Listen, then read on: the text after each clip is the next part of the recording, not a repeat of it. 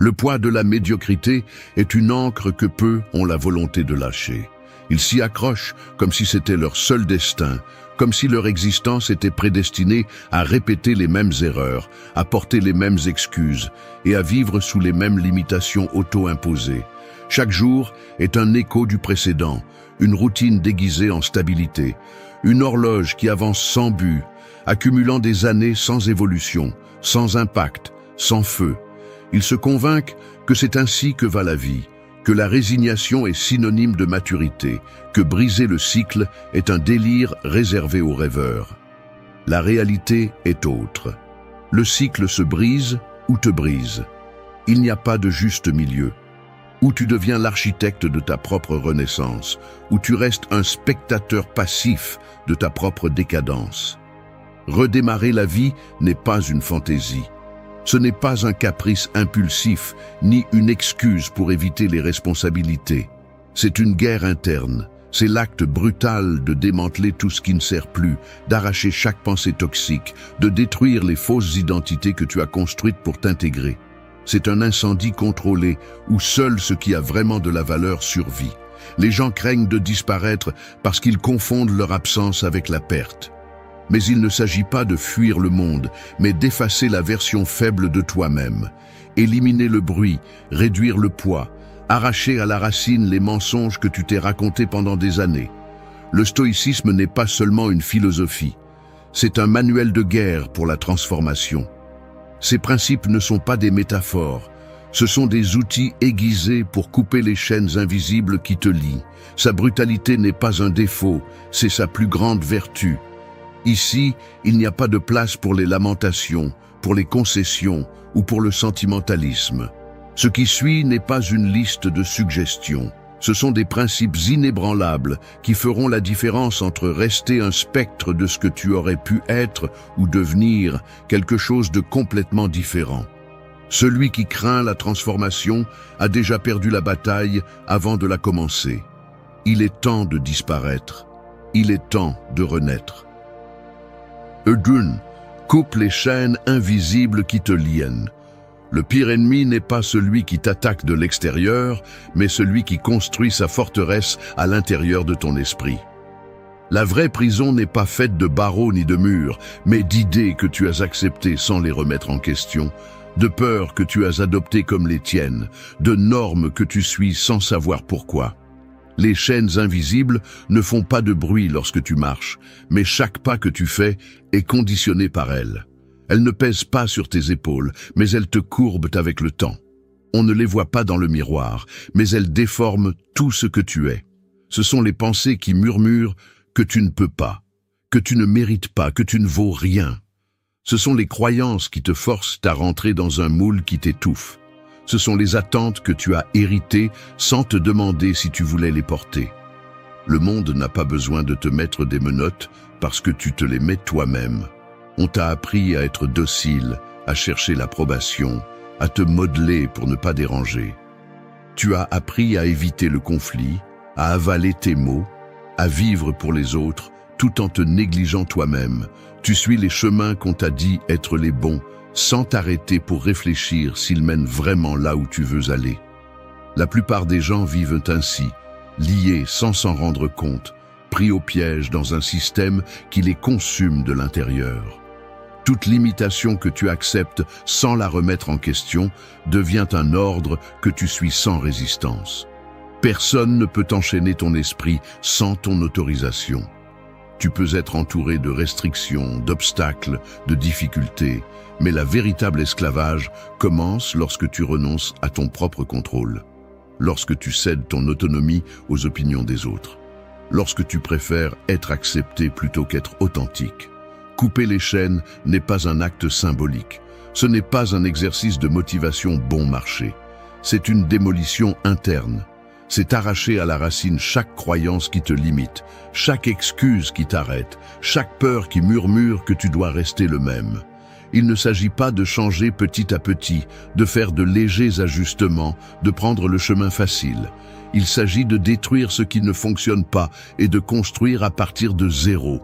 Ce n'est pas quelque chose qui arrive par accident, ce n'est pas quelque chose que le temps peut réparer. C'est une décision consciente, une déclaration de guerre contre tout ce qui te retient prisonnier. Et la guerre commence par la clarté. Tu ne peux pas briser ce que tu ne peux pas voir. Observe ta vie avec une brutalité honnête. Qu'est-ce qui te retient? Quelles idées te lient à une version médiocre de toi-même? Quels sont les schémas que tu répètes sans réfléchir?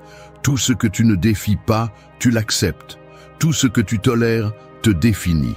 La liberté n'est pas quelque chose que tu obtiens du monde extérieur, mais quelque chose que tu conquiers de l'intérieur. Rien ni personne ne peut te faire prisonnier si tu décides de ne pas l'être. La clé est de briser la programmation qui te maintient soumis, d'arracher la mentalité de victime et de prendre le contrôle absolu de ton destin. Il n'y a pas de transformation sans destruction. Le confort est un piège déguisé en stabilité. La seule façon de changer est d'être prêt à perdre ce qui n'apporte rien. Relations toxiques, habitudes autodestructrices, pensées limitantes, tout doit tomber. Les stoïciens ne croyaient pas à l'attachement à l'inutile. Ce qui n'ajoute pas, gêne. Et si ça gêne, ça doit être éliminé sans hésitation.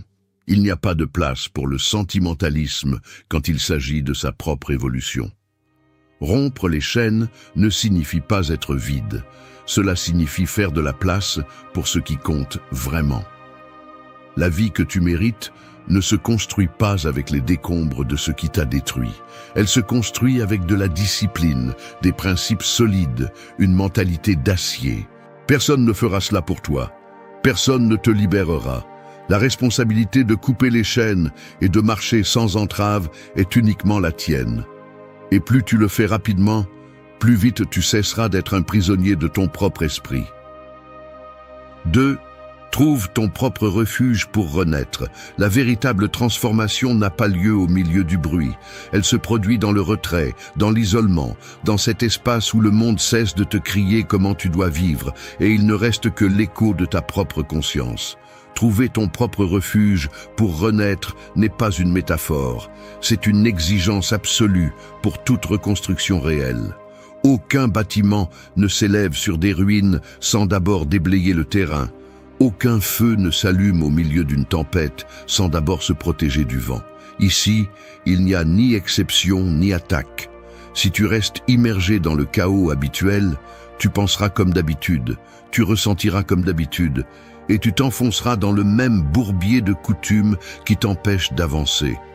Sortir de l'environnement qui nourrit ta version la plus faible n'est pas une option, c'est une obligation. Le monde est conçu pour te maintenir distrait. Il te bombarde de stimuli superficiels, de divertissements vides, d'interactions creuses, de cycles d'approbation numérique qui ne font qu'engourdir l'inconfort d'être perdu. C'est une machine parfaite qui te maintient occupé dans l'irrélevant pendant que ton potentiel se rouille, pendant que la version la plus puissante de toi-même reste piégée sous des couches de bruit et de conformisme. Le système n'a pas besoin de liens visibles pour te maintenir docile, il a juste besoin de te saturer de banalité, de te maintenir dans un état d'alerte constante sans te permettre une seconde d'introspection, sans te donner l'opportunité de te remettre en question. Le stoïcisme enseigne que la véritable clarté n'émerge que dans le calme, dans le retrait de tout ce qui obscurcit l'esprit. Le refuge n'est pas une cabane dans les montagnes, ni un exil physique. Le refuge est l'espace où les distractions n'entrent pas, où les voix extérieures n'ont pas de pouvoir, où les attentes des autres cessent de dicter ton comportement. C'est le vide nécessaire pour qu'un nouveau quelque chose puisse naître, car si tu ne te donnes pas l'espace pour te reconstruire, tu continueras à traîner les mêmes décombres de toujours. Mais la plupart ont peur de ce silence, car au moment où le bruit disparaît, la vérité devient impossible à ignorer. À ce moment-là, il n'y a plus d'excuses, plus de validation extérieure, plus de masque, juste toi, avec la crudité de ce que tu es vraiment, avec la conscience de tout ce que tu as repoussé, de tout ce que tu as évité, de tout ce que tu as enfoui sous des montagnes de distractions et d'auto-tromperies. C'est là que commence le véritable travail, sans fioriture, sans justification, sans la possibilité de regarder ailleurs. Le retrait n'est pas un acte de lâcheté, C'est le premier coup contre l'ancien système. C'est le moment où l'esprit cesse d'être un champ de bataille entre le désir de changement et l'inertie du passé. C'est la fracture dans la structure obsolète qui a été soutenue pendant des années. Si tu ne t'éloignes pas du bruit, tu n'entendras jamais la voix qui compte vraiment, la tienne. Si tu ne démantèles pas les stimuli qui te stupéfient, tu n'auras jamais la clarté pour construire quelque chose de nouveau. Tout ce qui suit dépend de ce point. Sans refuge, il n'y a pas de renaissance. Sans espace, il n'y a pas de transformation. Sans silence, il n'y a pas de compréhension. Il est nécessaire de brûler des ponts, de fermer des accessoires, de blinder l'esprit contre tout ce qui essaie de te ramener à la version que tu essaies d'enterrer. Chaque fois que tu permets au bruit de revenir, chaque fois que tu cherches à nouveau la validation, chaque fois que tu te noies dans les distractions, c'est un pas en arrière, une reddition silencieuse au confort de ce que tu connais déjà. Disparaître de l'inutile n'est pas un acte symbolique, c'est une déclaration de guerre à tout ce qui prétend te réduire à moins que ce que tu es. Personne n'a accès à ton esprit à moins que tu ne le permettes. Personne ne peut te ramener dans la boue à moins que tu ne t'y accroches avec les mains ensanglantées. Ici, il n'y a pas de demi-mesure. Soit tu te plonges dans la reconstruction avec tout ce que tu as, soit tu continues à dériver à la dérive dans l'inertie habituelle. Le refuge n'est pas une échappatoire, c'est un sanctuaire où l'ancien meurt et le nouveau naît, où l'histoire précédente est incinérée sans pitié et une nouvelle version émerge des cendres sans trace du poids mort qui l'entravait auparavant. 3. Ferme la session de ta vieille vie et formate ton destin. Il n'y a pas de pire erreur que de s'accrocher à une version de soi-même qui a déjà expiré, de continuer à fonctionner avec un système obsolète rempli de fichiers endommagés, d'erreurs accumulées et de processus défectueux.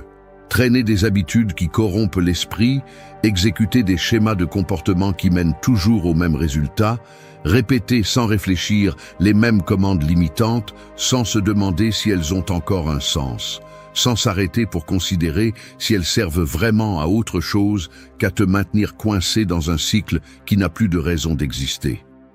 Le problème n'est pas le passé, mais l'habitude de le porter comme s'il s'agissait d'un code inaltérable, comme si chaque mauvaise décision, chaque peur apprise et chaque croyance imposée étaient des lignes permanentes dans la programmation de ta vie. Chaque personne que tu as rencontrée, chaque mot que tu as entendu, chaque expérience que tu as accumulée est un fragment de code qui te propulse ou te freine. Il n'y a pas de juste milieu. Tout ce que tu consommes, tout ce que tu acceptes, tout ce que tu répètes façonne ta configuration mentale. Et si tu n'en es pas conscient, alors tu n'es rien de plus qu'un programme défectueux qui fonctionne en automatique sans réaliser que tu peux te réécrire. Fermer la session de ta vieille vie n'est pas fuir. Ce n'est pas éviter, ce n'est pas maquiller le tout avec des changements superficiels. C'est te débrancher du système qui ne fonctionne plus. Déconnecter l'identité que tu construis avec des morceaux d'attente d'autrui, effacer chaque ligne de code qui renforce les mêmes limitations. C'est éteindre complètement la structure qui te maintient prisonnier de qui tu étais et ouvrir de l'espace pour installer quelque chose de nouveau. Aucun système ne s'optimise en accumulant plus de déchets, aucun processus ne s'améliore en ajoutant plus de charges, aucune avancée réelle ne se produit si tu continues à exécuter les mêmes habitudes en espérant des résultats différents. Le formatage est brutal, c'est une décision chirurgicale qui ne laisse pas de place pour le sentimentalisme. Il n'y a pas de sauvegarde, il n'y a pas de copie de sécurité. Soit tu le fais complètement, soit tu ne le fais pas du tout. Ceux qui essaient de changer à moitié, ceux qui continuent à traîner des fragments de leur ancien code, ceux qui essaient de combiner la nouvelle version avec les défauts de l'ancienne, finissent toujours par s'effondrer sous leur propre poids.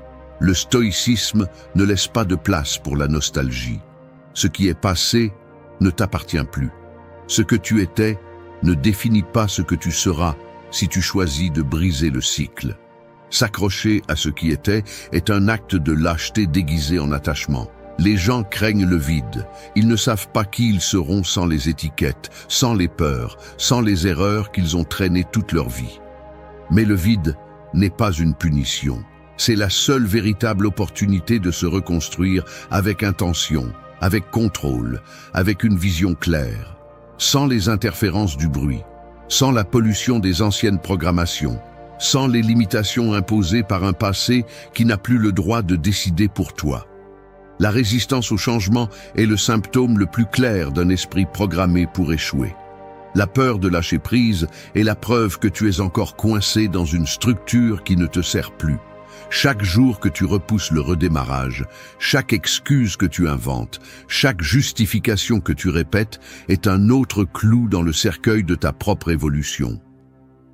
Continuer à fonctionner avec un logiciel défectueux, continuer à répéter les mêmes erreurs, c'est choisir l'obsolescence plutôt que la réinvention.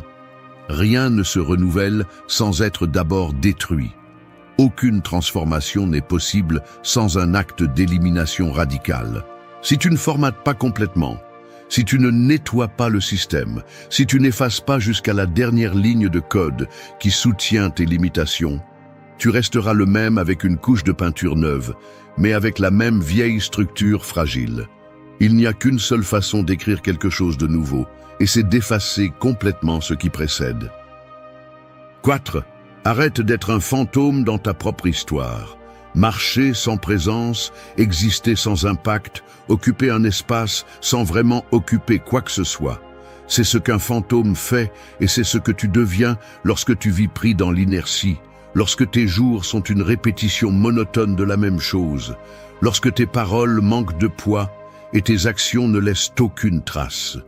Tu n'es pas mort, mais tu n'es pas non plus vivant. Tu flottes entre des décisions reportées, des objectifs non atteints, des excuses déguisées en prudence. Tu deviens un spectateur de ce qui aurait pu être, un écho d'opportunités gaspillées. La plupart se contentent de cela, de bouger en pilote automatique, de faire ce que tout le monde fait, de ne pas soulever trop de poussière, de ne pas trop exiger d'eux-mêmes. Ils s'entourent de bruit pour ne pas entendre le vide qu'ils sont devenus. Ils se convainquent que demain sera différent, qu'ils trouveront finalement le bon moment, qu'un jour, la motivation viendra les sauver. Mais les jours passent, les années passent, et ils restent les mêmes, répétant la même histoire sans changer une seule ligne du scénario. Être un fantôme dans ta propre vie, c'est vivre en attendant la permission. C'est douter de chaque mouvement. C'est laisser la peur prendre les rênes et conduire vers la médiocrité.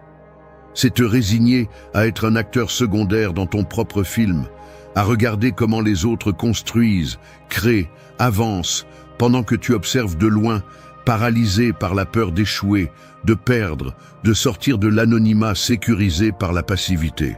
Le stoïcisme enseigne que le seul réel est le présent. Tout le reste est fumée, illusion, distraction. Peu importe ce que tu as fait hier ou ce que tu feras demain. Tout ce que tu as, c'est cet instant, ce moment, et ce que tu décides d'en faire définit tout ce qui suit. Mais la plupart le gaspillent, ils le laissent filer entre les distractions, les pensées répétitives, les soucis inutiles. Ils se réfugient dans le confort de ne rien faire, de ne rien risquer, de ne s'engager en rien de réel. Personne ne se souvient de ceux qui n'ont laissé aucune trace. Personne ne mentionne ceux qui sont restés au fond de la foule, mélangés au bruit de l'irrélevant. Mais pire encore que d'être oublié par les autres, c'est d'oublier que tu existes. De te déplacer sans intention, de respirer sans ressentir, d'agir sans but. Deviens une entité qui occupe un lieu mais qui ne laisse aucune trace de son passage. Sortir de cet état exige une rupture drastique. Il n'y a pas de réveil progressif, pas de changement doux, pas d'évolution progressive. Ou tu décides d'être présent, ou tu continues à errer sans but, ou tu prends le contrôle, ou tu restes une ombre parmi des millions. Où tu comprends que chaque action façonne ton destin, où tu continueras à répéter les mêmes schémas en attendant un résultat différent. Il n'y a rien de pire que de regarder en arrière et de réaliser que tu n'as jamais vraiment été là, que tu as traversé la vie avec le volume bas, avec les sens éteints, avec l'intensité réduite au minimum. que tu as été un observateur plutôt qu'un protagoniste, que ton histoire s'est écrite toute seule parce que tu n'as jamais eu le courage de prendre la plume et de l'écrire avec intention. Choisis d'être présent, choisis d'exister avec tout ce que tu es. Arrête d'être un fantôme dans ta propre histoire et commence à vivre comme si chaque seconde était la dernière, parce qu'un jour, elle le sera. 5. La métamorphose n'est pas belle, mais elle est nécessaire. Toute transformation réelle est violente. Il n'y a pas de beauté dans le processus de se briser de l'intérieur, dans le chaos de détruire ce que tu étais pour faire place à ce que tu pourrais être.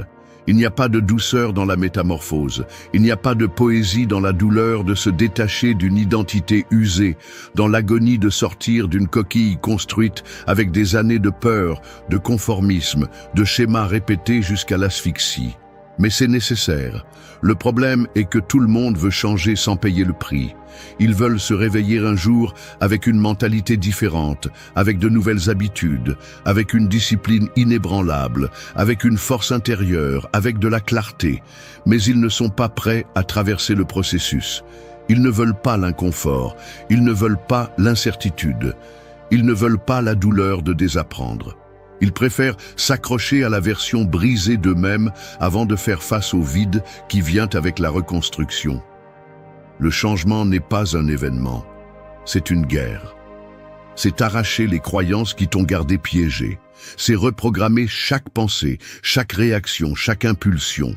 C'est observer avec une brutalité honnête ce que tu es et accepter que, si tu veux vraiment évoluer, des parties de toi doivent mourir. Et ce deuil. Parce qu'il ne s'agit pas seulement d'abandonner des habitudes, il s'agit d'abandonner une identité que tu as portée pendant des années. Il s'agit de laisser partir des versions de toi qui te semblaient familières, même si elles te détruisaient. Le stoïcisme enseigne que la résistance à la douleur est la résistance à la croissance, que tout ce qui vaut la peine exige de traverser une phase de souffrance, d'incertitude, de conflit interne. Mais la plupart ne l'acceptent pas. Ils ont peur quand le processus devient difficile, quand l'ancienne version d'eux-mêmes commence à s'effondrer, quand l'inconfort devient insupportable. Ils se convainquent que ce n'est pas le moment, qu'ils ne sont pas prêts, qu'ils ne pourront peut-être jamais vraiment changer. Et c'est ainsi qu'ils échouent. Non pas parce qu'ils ne sont pas capables, mais parce qu'ils abandonnent avant que la métamorphose ne soit complète. Il n'y a pas de transformation sans destruction. Il n'y a pas d'évolution sans perte. Il n'y a pas de renaissance sans douleur. Celui qui n'est pas prêt à supporter l'inconfort restera toujours le même. Il restera coincé dans la même histoire, avec les mêmes problèmes, avec les mêmes limites. Parce que le changement n'arrive pas par inspiration. Il arrive quand tu décides de faire face au processus, peu importe combien ça fait mal, peu importe combien tu as peur, peu importe combien de fois tu veux abandonner. Il n'y a pas une seule seconde dans le processus de transformation qui soit confortable. Il n'y a pas une seule étape qui soit facile. Tu feras face à des jours où tout semble aller contre toi, où le doute s'infiltre dans ton esprit comme un poison, où tu voudras retourner à la sécurité de l'ancien. Mais c'est le point où la plupart échouent, où la plupart se brisent. Si tu réussis à le traverser, si tu résistes à la tentation de revenir en arrière, si tu supportes le processus sans chercher une sortie facile, tu auras franchi le seuil. Et de l'autre côté, ce ne sera plus toi, mais quelqu'un de complètement différent. La métamorphose est brutale, elle est solitaire, elle est incertaine, elle est douloureuse. Mais quand la fin arrive, quand tu te regardes et vois ce que tu as construit, ce que tu as supporté, ce que tu as surmonté, tu comprends que la souffrance n'était pas vaine, que tout le chaos avait un but, que la seule façon de devenir ce que tu es était de traverser le feu sans peur de brûler. 6. Le pont vers ta nouvelle vie ne se construit pas avec les briques du passé. Il y a ceux qui essaient d'avancer tout en portant le passé sur leurs épaules, comme s'ils pouvaient construire quelque chose de nouveau avec les mêmes matériaux qui les ont déjà fait tomber. Ils prétendent changer sans lâcher ce qui les retient. Ils essaient de traverser un pont, mais ils le construisent avec les mêmes briques cassées qui les ont fait couler auparavant. Ils se convainquent qu'ils peuvent tout porter, qu'ils peuvent soutenir les deux versions d'eux-mêmes, qu'ils peuvent aller de l'avant sans lâcher ce qu'ils ont laissé derrière eux. Mais ce n'est pas avancer, c'est se saboter, c'est traîner les décombres d'une vie qui n'a plus de place dans ce qui vient après. Le passé a son utilité. C'est un professeur cruel mais efficace.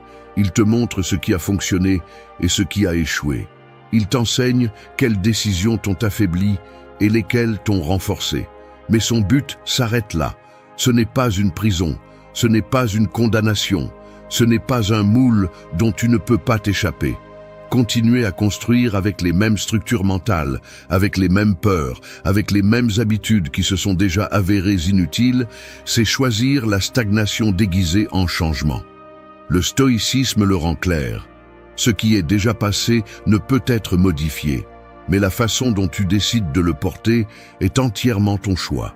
Si le passé continue à interférer avec ton présent, c'est parce que tu continues à lui donner du pouvoir. Si les erreurs continuent à te limiter, c'est parce que tu continues à les soutenir. Si les mêmes schémas continuent à se répéter, c'est parce que tu n'as pas encore brisé le cycle. Il ne s'agit pas de l'ignorer ou de prétendre qu'il n'a jamais existé. Il s'agit de l'utiliser comme une référence, pas comme une encre. Celui qui veut vraiment changer ne le fait pas à moitié. Il n'essaie pas de réformer l'ancien. Il n'essaie pas de recycler ce qui ne sert plus. Il l'élimine. Il le brûle.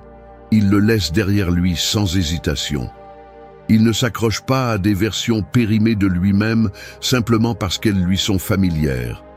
Il n'a pas peur de lâcher ce qu'il a un jour cru indispensable. Il ne négocie pas avec ce qu'il sait devoir disparaître. Tu ne peux pas construire quelque chose de solide sur des ruines. Tu ne peux pas soutenir une nouvelle mentalité avec les mêmes structures mentales qui t'ont auparavant rendu faible. Tu ne peux pas avancer avec les mêmes habitudes, les mêmes cercles, les mêmes limitations.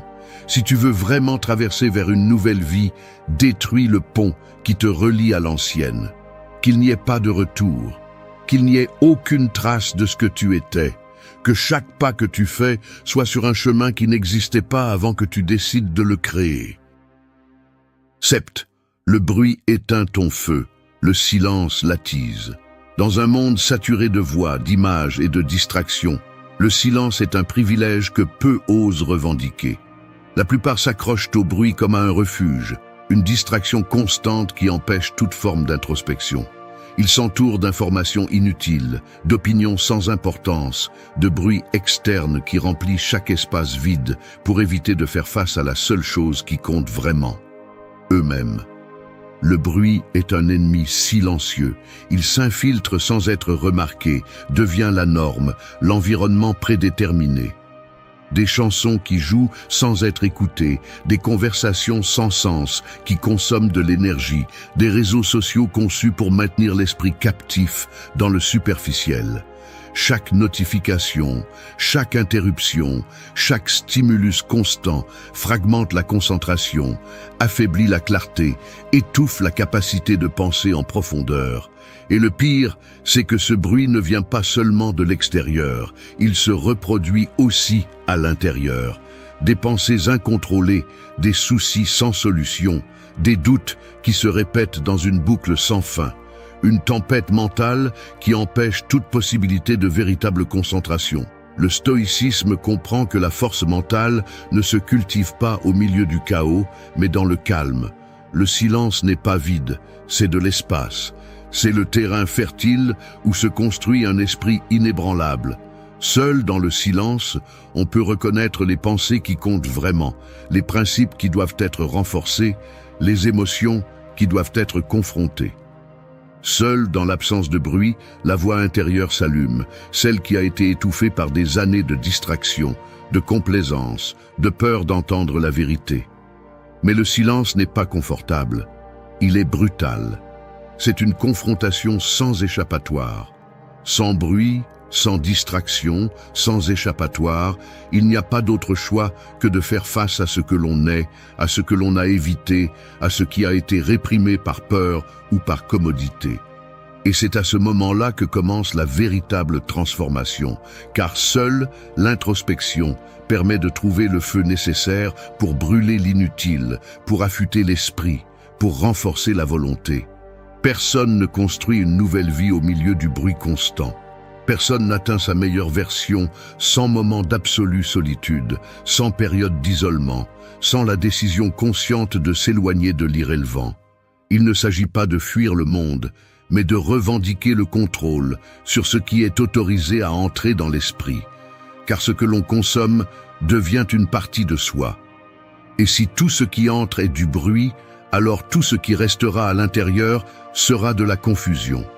Le feu intérieur a besoin d'espace pour brûler. Le bruit l'éteint, le silence l'attise. Seul celui qui a le courage de s'éloigner du chaos pourra écouter avec clarté, penser avec précision et agir avec véritable intention. Seul celui qui apprend à se mouvoir dans le calme pourra prendre des décisions sans l'influence de la peur, du doute ou des attentes des autres. Celui qui maîtrise le silence maîtrise son destin. 8. Ce qui poids, coule. Ce que tu lâches, t'élève. Chaque chose que tu portes a un coût, chaque pensée à laquelle tu t'accroches, chaque rancune que tu gardes vivante, chaque relation que tu n'as pas lâchée à temps est un poids mort que tu traînes. Et quand tu accumules trop, tu cesses d'avancer. Peu importe combien tu te bats, combien tu luttes pour avancer, si tu ne lâches pas ce qui n'a plus de place dans ta vie, tôt ou tard tu couleras. La plupart pensent qu'ils peuvent continuer à avancer tout en tenant tout ce qui avait un sens, comme si le passé pouvait coexister avec le futur sans conséquence. Ils s'accrochent aux personnes, aux souvenirs, aux erreurs, aux échecs, aux anciennes versions d'eux-mêmes qui devraient déjà être enterrées. Ils résistent à lâcher prise parce qu'ils confondent le détachement avec l'abandon, comme si laisser aller quelque chose signifiait qu'il n'a jamais eu de valeur. Mais le vrai poids n'est pas dans ce que tu as perdu, mais dans ce que tu continues à retenir quand il n'a plus de but. Le stoïcisme enseigne que l'attachement est une forme d'esclavage. Tout ce que tu possèdes, tout ce que tu aimes, tout ce que tu crois avoir besoin peut être enlevé à tout moment. Et si tu n'es pas capable de continuer sans cela, alors tu n'as jamais été libre. Tu ne peux pas construire une nouvelle vie tant que tu restes attaché aux ruines de l'ancienne. Tu ne peux pas avancer si tu regardes encore en arrière. Tu ne peux pas t'élever si tu t'accroches à ce qui n'ajoute plus, à ce qui te soustrait, à ce qui n'occupe de l'espace, sans rien apporter. Ce qui pèse chien. La culpabilité, la rancune, le besoin d'approbation, les souvenirs de ce qui aurait pu être. Tout cela te tire vers le bas. Chaque émotion non résolue, chaque histoire que tu continues à te répéter, chaque lien émotionnel que tu n'as pas coupé à temps est une encre invisible. Et la seule façon de te libérer est de lâcher prise, pas petit à petit, pas avec des doutes, pas en attendant une fermeture parfaite. Lâcher prise sans plus. Laisser tomber ce qui n'a plus de sens, sans regarder en arrière, sans y penser à deux fois, sans t'accrocher à l'idée que tu en auras besoin un jour. Mais lâcher prise n'est pas facile, parce que cela implique d'accepter que ce que tu as tenu si longtemps n'est plus une partie de qui tu es, que la douleur que tu nourris n'a plus de raison d'exister, que la peur que tu as utilisée comme excuse ne peut plus contrôler ta vie. Que ce qui était important autrefois n'est maintenant qu'un poids mort qui te retient. Il n'y a pas de croissance sans perte, il n'y a pas d'évolution sans détachement, il n'y a pas de liberté sans la capacité de laisser aller tout ce qui empêche le mouvement. Ce que tu lâches t'élève, il te donne de la légèreté, il te donne de la clarté, il te permet de bouger sans le fardeau de ce qui n'a plus de sens. Celui qui n'apprend pas à lâcher prise devient son propre obstacle, son pire ennemi, sa plus grande limitation. Celui qui reste accroché au passé se condamne à le revivre encore et encore. Et celui qui décide de lâcher prise, même si cela fait mal, même si cela semble impossible, devient quelqu'un qui peut vraiment avancer. Merci d'être resté jusqu'à la fin de la vidéo. Si vous avez tout vu, commentez « Je suis stoïcien » comme notre signe secret, indiquant que vous êtes un véritable apprenant du stoïcisme. N'oubliez pas de vous abonner et de liker la vidéo si elle vous a plu. Rendez-vous dans la prochaine vidéo et rappelez-vous, continuez à cultiver votre esprit stoïque.